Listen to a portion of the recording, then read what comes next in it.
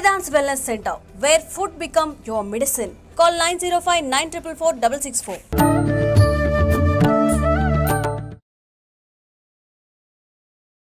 నమస్కారం, welcome to I dream. ధర్మ మార్గం విత్ విజిత కార్యక్రమానికి స్వాగతం. ప్రస్తుతం మనతో పాటు ఉన్నారు. ఆయన ఎంతో మంది గురువుల్ని మనందరికీ పరిచయం చేశారు. మీడియా ద్వారా ఎంతో మంది గురువుల్ని మన ముందరుంచి ఎన్నెన్నో మంచి విషయాలు మాట్లాడి మనందరికీ ఎంతో జ్ఞానాన్ని సంపాదించి పెట్టారని చెప్పాలి. ఆయన ప్రముఖ ఆధ్యాత్మికవేత్త కూడా, జ్యోతిష పండితులు కూడా. ఆయన ఎవరో కాదండి, మారెళ్ళ రవిశాస్త్రి గారు. ఇప్పుడు వారితో మాట్లాడి మరిన్ని విషయాలు తెలుసుకుందాం. నమస్తే అండి, ఎలా ఉన్నారు? సూపర్. రవి గారు, మీతో మాట్లాడినప్పుడు ఇందాక మెడిటేషన్ గురించి డిస్కస్ చేసినప్పుడు నాకు ఒక విషయం అర్థమైంది. అంటే మెడిటేషన్ చేయడం వల్ల లాభాలు ఉంటాయని ప్రతి ఒక్కరూ చెప్తారు, కానీ మీ మాటల్లో నాకు మెడిటేషన్ వల్ల నష్టాలు కూడా ఉన్నాయన్న విషయం అర్థమైంది.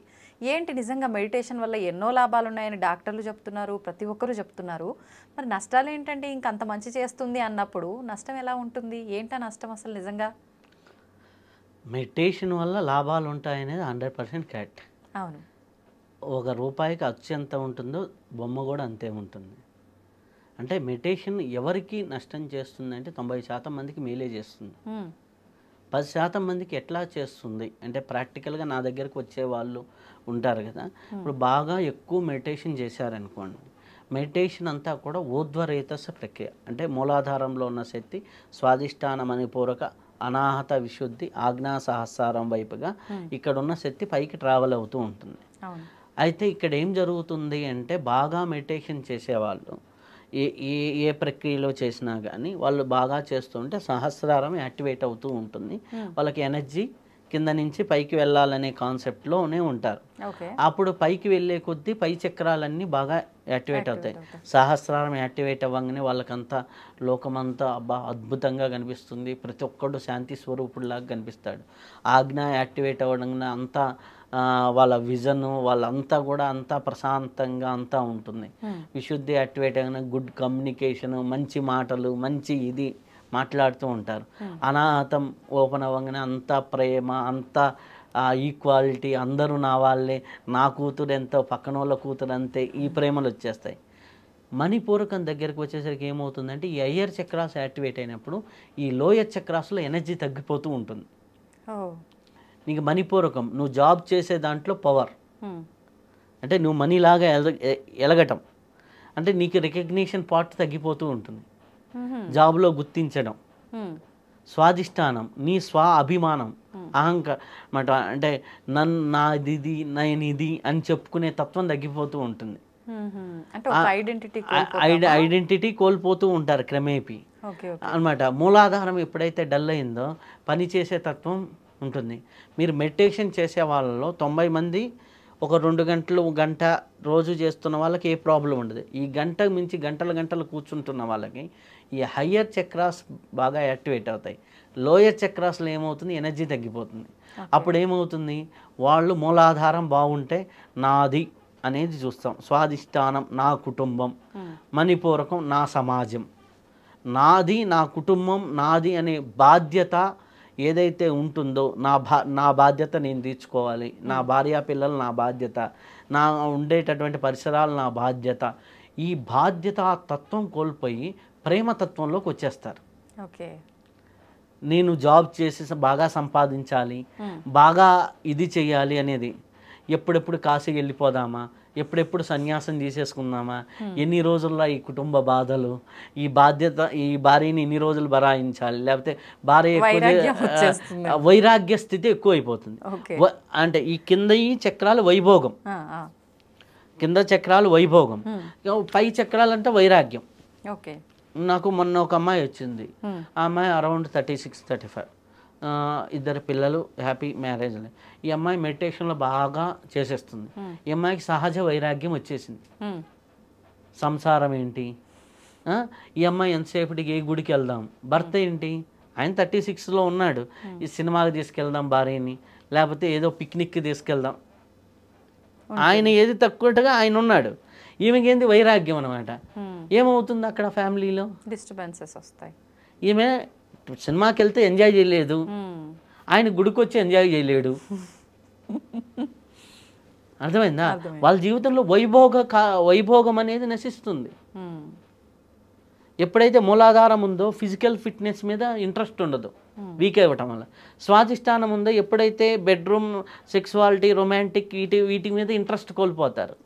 ఎప్పుడైతే మణిపూరకం అంటే నన్ను గుర్తిస్తే గుర్తు చేస్తారు, గుర్తికపోతే వస్తాయి. అదే స్టూడెంట్కి వచ్చింది అనుకో, నాకు మార్కులు వస్తే వస్తాయి, రాకపోతే లేదు, జరిగింది ఏదో జరుగుతుంది, లైట్ తీసుకోవడం. ఎందుకు? వాళ్ళ ప్రేమ అయిపోయింది. నేను వేరు కాదు, వాడు వేరు కాదు, నా ఆత్మ వేరు కాదు, వాడి ఆత్మ వేరు కాదు, సర్వమానతత్వం, అహం బ్రహ్మాస్మి, సర్వం కలిగిదం బ్రహ్మ, సృష్టిలో ఎవడు గెలిస్తే ఏంటి అంతే. వీడికి ఇప్పుడు ఆజ్ఞాచక్రము సహస్రారంలో ఉన్నవాడికి పోయి చెప్పామనుకోండి, ఆ దేశం గెలిస్తే ఏముంది, ఈ దేశం గెలిస్తే ఏముంది? అవును, అంటే ఏది కూడా వాళ్ళని ప్రభావితం చేయలేని స్థితికి వెళ్ళిపోతారు. కానీ అది ఒక యోగికి మంచిది.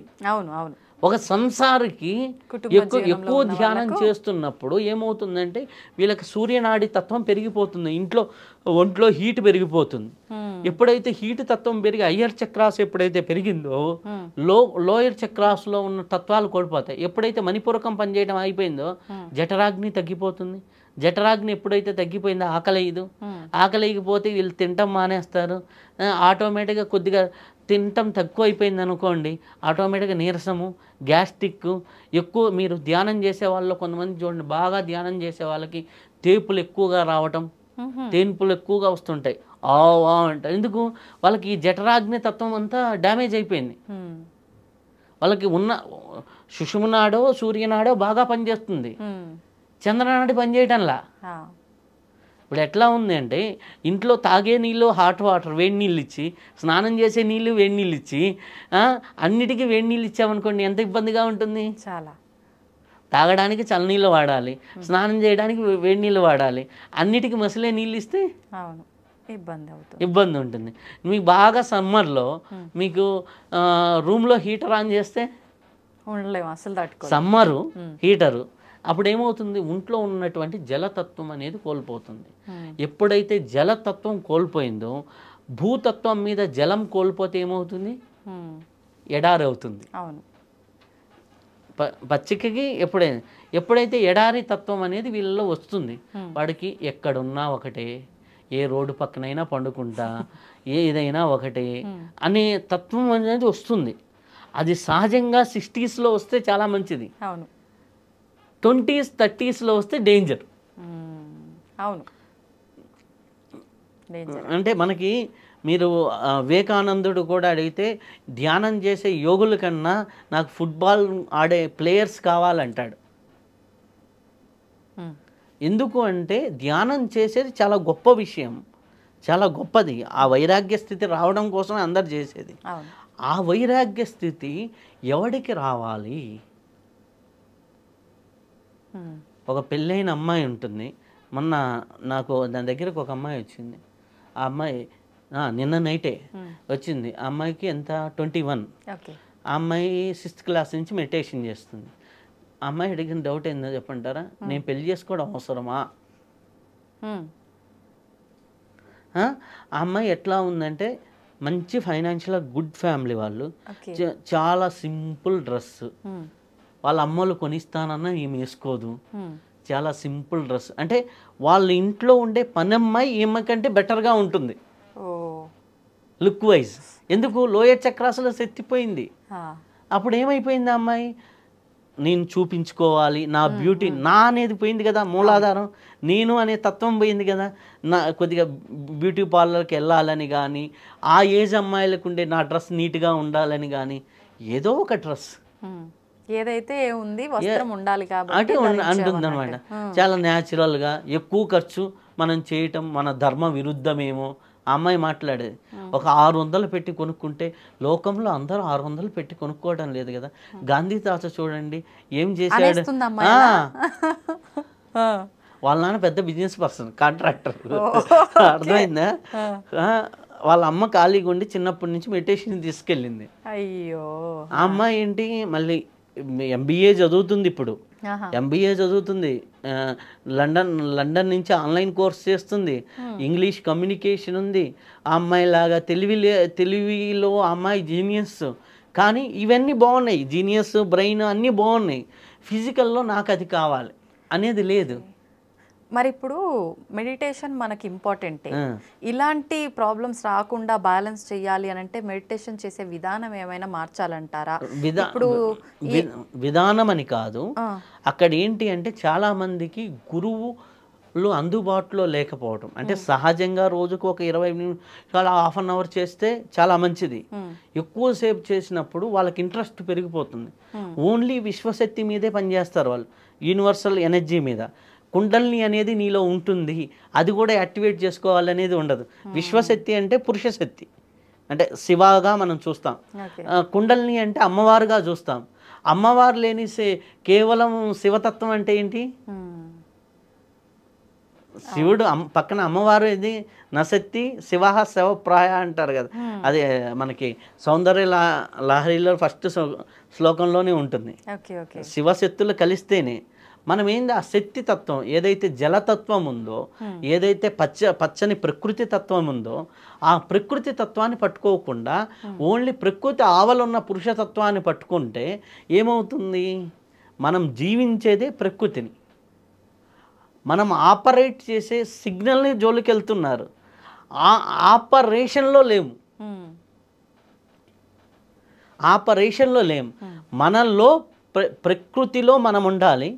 ఆ ప్రకృతిని భయించే పరిస్థితులు మనకు టచ్ కాకుండా మనం జీవించాలి. మనం ఇప్పుడు చేసే వాళ్ళందరూ ఏం చేస్తున్నారంటే ప్రకృతిని టచ్ చేసుకోవటంలా, ప్రకృతి పరిస్థితులను టచ్ చేసుకోవటంలా. ఇప్పుడు మోడీ గారు ఉన్నారు, మంచిగా ధ్యాని, మంచి యోగి. ఆయన ప్రధానమంత్రి బాధ్యతను నిర్వర్తించడానికి ధ్యానం వాడాడు. నువ్వు కుటుంబాన్ని బాగా సస్యశ్యామలం చేయడానికి ధ్యానాన్ని వాడావనుకో, నీ కుటుంబంతో పాటు 10 కుటుంబాలు సస్యశ్యామలం అవుతాయి. నువ్వు ధ్యానంలో వైరాగ్యం అయ్యావనుకో, నీ కుటుంబ బాధ్యత చచ్చిపోతుంది. అప్పుడు నువ్వు ఎగ్జాంపుల్ అవుతావు 10 కుటుంబాలకి. ధ్యానం చేస్తే ఇట్ట పిచ్చోడు అవుతారా? అవును, అర్థమైందా? ఏదైనా చేయాల్సిన దానికన్నా ఎక్కువ చేస్తే దాంట్లో అంటే దాని పీక్ అని కాదు, ఆ పీక్ చేసేవాడికి రైట్ గైడెన్స్ ఇవ్వాలి. రైట్ గైడెన్స్ ఇవ్వాలి. ఇప్పుడు అమ్మాయికి ఏంటి, నేను వచ్చిన అమ్మాయికి చంద్రనాడి బ్లాక్ అయిపోయింది. ఆ అమ్మాయికి ఏంటి, చంద్రశ్వాసని చేయమని, లెఫ్ట్ నాస్టల్ బ్రీతింగ్ చేయమని ఆ అమ్మాయి పరిస్థితిని చూసి నేను గైడ్ చేశాను. అప్పుడు నార్మల్ అవుతుందా అలా చేయడం? వితిన్ 5 to 10 days తర్వాత ఆ అమ్మాయి ఆటోమేటిక్గా డ్రెస్సింగ్ మారుతుంది, ఆ అమ్మాయి ఫేస్లో గ్లో మారుతుంది, ఆటోమేటిక్గా తత్వం మారిపోతుంది. చంద్రతత్వాన్ని వదిలేస్తున్నారు. ఓన్లీ ధ్యానంలో సూర్యతత్వాన్ని పెంచుకొని యాక్టివేట్ చేశారనుకోండి, సూర్యుడు అగ్ని ఉంటే హ్యాపీగా బాగుంటుంది. ఆ అగ్ని కూడా ఎట్లా ఉండాలి? మార్నింగ్ సన్లైట్ లాగా ఉండాలి, ఈవినింగ్ సన్లైట్ లాగా ఉండాలి, అది ఎంజాయ్ చేసేలాగా ఉండాలి. అది మిట్ట మధ్యాహ్నం ఎండలాగా చేసుకుంటున్నారు కొంతమంది. దానివల్ల ఏమైపోతుంది అంటే వీళ్ళకి ఈ కుటుంబంలో స్థిరంగా ఉండలేకపోతున్నారు. అట్లా వెళ్ళి వైరాగ్యంలో, సన్యాసంలో స్థిరంగా, ఎందుకంటే వీళ్ళు కోరికలను జయించి వెళ్ళటంలో అక్కడికి కోరికలను తప్పించుకోవడానికి వెళ్తున్నారు. మోహాన్ని జయించి వెళ్ళిన వాడికి మళ్ళీ ఎప్పుడు మోహం మీద ప్రీతి కలగదు. మోహాన్ని జయించి వెళ్ళటంలా బాధను భరించలేక వెళ్తున్నారు. ఇప్పుడు మీకు చాలామంది గుళ్ళ దగ్గరికి వెళ్ళినప్పుడు కొంతమంది సన్యాసుల్లాగా వాళ్ళు మంచిగా చదువుకున్నారు, ఎందుకు ఇట్లా వచ్చి మన కుంభమేళలో కూడా ఉన్నారు కదా, వాళ్ళు ఎందుకు అంటే వాళ్ళు ధ్యానం చేసి ఈ సూర్యతత్వాన్ని యాక్టివేట్ చేసుకోవటం వల్ల, ఒకటే యాక్టివేట్ అవటం వల్ల వీళ్ళకి సహజ వైరాగ్యం కలిగింది. చిన్న వయసులో వెళ్ళిపోయారు వాళ్ళు. ఉద్యోగం అన్నా ఇవి కానీ ఉపయోగించుకోవటంలా. ఇప్పుడు అదే మనకి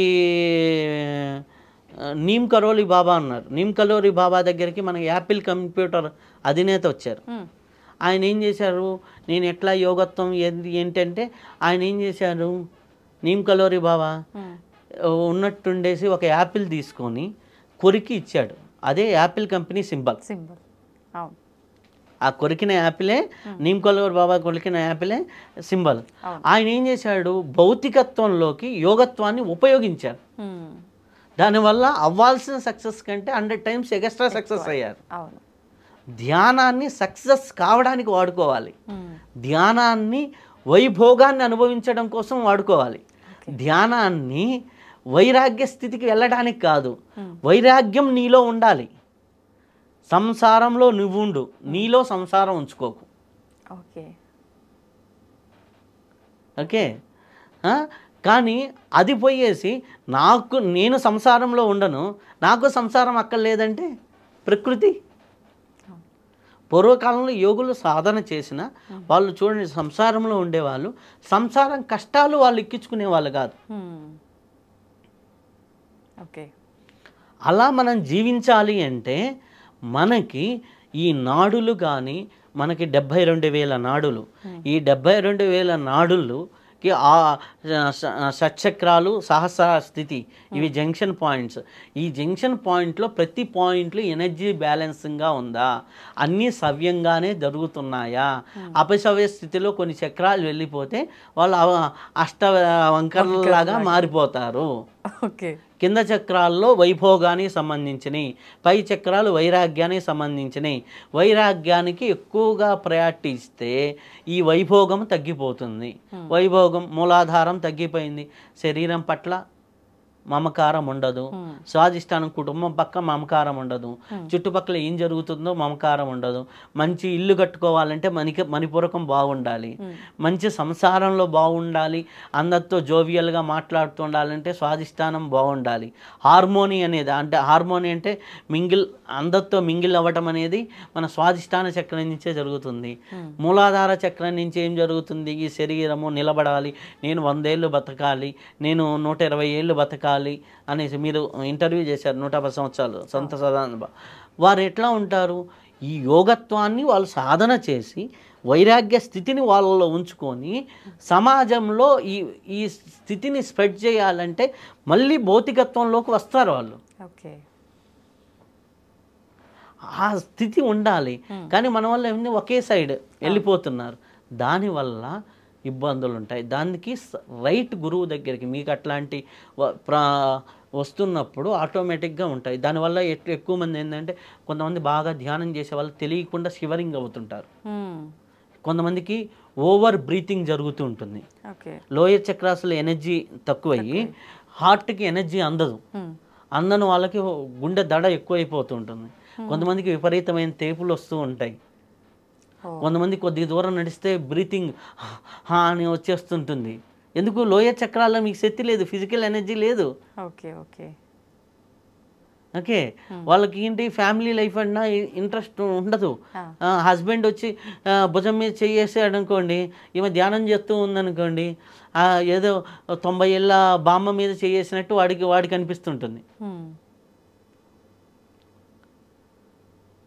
ఇట్లాంటి పరిస్థితుల్లో కాదు, చేస్తే ఇద్దరు చేయండి, ఇద్దరు వైరాగ్యం తీసుకోండి, అది హ్యాపీ. కానీ ఎక్కువ అంటే నా దగ్గరికి వచ్చే వాళ్ళల్లో హస్బెండ్ ఎక్కువ ధ్యానం చేసి వైఫ్ని, అంటే ఇప్పుడు వీళ్ళు ఎక్కడో ధ్యానం చేస్తారు, ధ్యానం చేసేసి ఏం చేస్తారు, ఎవరో అడిగితే ధ్యానాలు చేస్తూ ఉంటారు. ఇక్కడ కుటుంబ అవసరాలు ఉంటాయి, అన్నిటికీ భగవంతుడు ఉన్నాడు కదా చూసుకుంటారు, అన్నిటికీ ఇది ఉంది కదా చూసుకుంటారు అనే కాన్సెప్ట్ ఉంటుంది. ఇవన్నీ కూడా ఏమవుతుంది, ఇటుపక్క బాధ్యత మిస్ అవుతూ ఉంటుంది. బాధ్యత ఉండాలి, ఆధ్యాత్మిక శ్రద్ధ ఉండాలి, బాధ్యత ఉండాలి. ఈ రెండింటిని బ్యాలెన్స్గా చేసుకున్నప్పుడే ఆధ్యాత్మికతను భౌతికతలో వాడుకోవాలి, భౌతిక జీవితంలో ఆధ్యాత్మికత ఉండాలి. ఈ రెండింటిని వాడుకున్నప్పుడే సమపాలల్లో ఒక రైల్వే ట్రాక్ లాగా వెళ్తున్నప్పుడే సక్సెస్ఫుల్ జీవితం అవుతుంది. తప్పితే ఇది ఓవర్ అయినా ప్రాబ్లమే, ఇది ఓవర్ అయినా ప్రాబ్లమే. ఈ భౌతికత ఎక్కువైతే స్వార్థపరుడవుతాడు, ఆధ్యాత్మికత ఎక్కువైతే వైరాగ్యం అవుతాడు. ఈ వైరాగ్యుల్ని డేంజర్ ఏంటంటే వీళ్ళ వల్ల ఈ స్వార్థ పనులు వీళ్ళని మంచి మాటలు చెప్పి వాడుకుంటారు. వీడికి నిస్వార్థం, తక్కువ పని చేస్తాడు, తక్కువ నమ్మేస్తాడు, భౌతిక మీద ఉండదు కాబట్టి స్వార్థ పనులకి చేతుల్లో బానిసలు అవుతారు యోగులు అనేవాళ్ళు. అంటే యోగులు అనేవాళ్ళు అంటే ఇన్ ద సెన్స్ కాదు, అంటే పర్ఫెక్ట్ కాకుండా ఇలా మిస్కమ్యూనికేషన్గా అయ్యేవాళ్ళు. ప్రాక్టికల్గా రైట్ గురువుల దగ్గర గైడ్లైన్స్ తీసుకుంటూ రైట్గా వెళ్తే చాలా అద్భుతం. ధ్యానం అనేది ఒక వైభోగం, ధ్యానం అనేది ఒక అద్భుతం. ధ్యానం ద్వారా సర్వరోగ నివారణ జరుగుతుంది, ధ్యానం ద్వారా సర్వ వైభోగాలు వస్తాయి, ధ్యానం ద్వారా సర్వ సంపదలు చేకూరుతాయి. కానీ నువ్వు అవి చేకూరలేదు, ఈ 3 జరగలేదు అంటే నువ్వు రైట్గా ధ్యానంలో లేదు, నువ్వు లోపం ఉంది. నువ్వు ధ్యానంలోకి వచ్చిన తర్వాత నీ సంపద పెరిగిందా, నీ ఆరోగ్యం పెరిగిందా, నీ సత్సంబంధాలు పెరిగాయా, నీ జీవన ప్రమాణం పెరిగిందా, నీ జీవితంలో అండర్స్టాండింగ్ లెవెల్ పెరిగిందా, నువ్వు మాట్లాడే విధానంలో మార్పు వచ్చిందా, నువ్వు చూసే విధానంలో మార్పు వచ్చిందా, నీ సంకల్పాల్లో మార్పు వచ్చిందా, నీ ఆలోచన విధానంలో మార్పు వచ్చిందా, నువ్వు చదివే సబ్జెక్ట్ని అండర్స్టాండింగ్ చేసుకునే కోణం మార్పు వచ్చిందా, నువ్వు చూసే దృక్పథం అంటే ఒక అంశాన్ని ఒక సమస్యని చూసే దృక్పథం ఎలా మారిందా, ఇవన్నీ కూడా మనకి పెరుగుతూ ఉన్నాయి రోజు రోజుకంటే నువ్వు రైట్ ధ్యానంలో ఉన్నావు. వీటిల్లో జిజ్ఞాస తగ్గుతూ వైరాగ్యమే సర్వస్వం అని కానీ నువ్వు ఉంటున్నావు అంటే నువ్వు రైట్ ధ్యానంలో లేవు, సింపుల్ అంతే. ఓకే, అంటే యోగా మెడిటేషన్ వల్ల మనకు ఆ బెనిఫిట్స్ కలగాల్సినవన్నీ కలగాలి అని అంటే వాటిని మనం అనుభవించాలి అంటే బ్యాలెన్సింగ్ అయితే ఇంపార్టెంట్. లేదు అంటే ఇప్పుడు మీరు చెప్పిన ఇబ్బందుల పాలు అవ్వాల్సిన అవసరం చాలా వరకు ఉంటుంది. ఓకే, మనం అంటే మెడిటేషన్ చేసేవాళ్ళు ఖచ్చితంగా ఈ జాగ్రత్తలు, ఈ కరెక్షన్స్ అన్నీ ఫాలో అవుతూనే దాన్ని కంటిన్యూ చేయాలి. అంటే మామూలు సహజంగా హాఫ్ అన్ అవర్ చేసే వాళ్ళకి ఏమి ఉండదు. ఎవరైతే ఎక్కువ చేస్తూ ఉన్న వాళ్ళు ఇట్లాంటి ప్రాబ్లమ్స్ ఫేస్ చేసే వాళ్ళు నా దగ్గరికి ఎక్కువ వస్తున్నారు కాబట్టి ఇది కూడా ఒకటి గమనించాను. సహజంగా ఇది ఎవరు గమనించరు, ఎవరు చెప్పరు కూడా. అవును, ధన్యవాదాలండి, చాలా మంచి విషయాలు తెలియజేశారు. థ్యాంక్ యూ అమ్మా.